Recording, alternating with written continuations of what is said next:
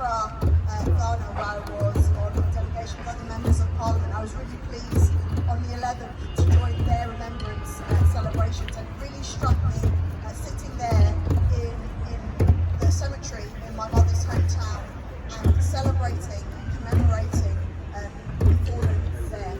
And it struck me just how, being in another country, just how everybody was doing this somewhere, everywhere around the world.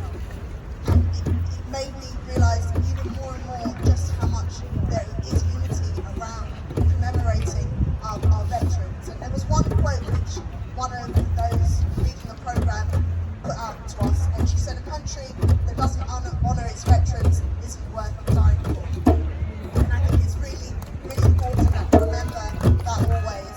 I was very pleased to be able to join my great uncle, who was a veteran of World War II, Private Ashitey Hammond, 96 years old now, still going strong, and perhaps the last remaining member of the Gold Coast Forces at that time. Now we stand here together to remember those who came before us, to whom we owe so much, to honour those who stood against fascism and in defence of all of our freedoms.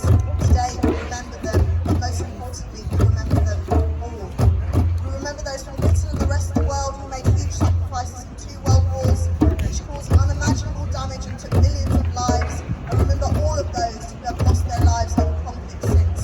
In an area that is shaped by the people from all over the Commonwealth, we have to remember the hundreds of thousands of soldiers in Africa, Asia and the Caribbean who served and died.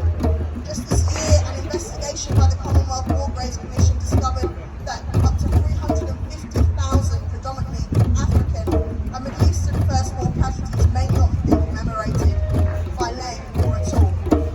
45,000 and 54,000 African and Asian casualties were also commemorated unequally.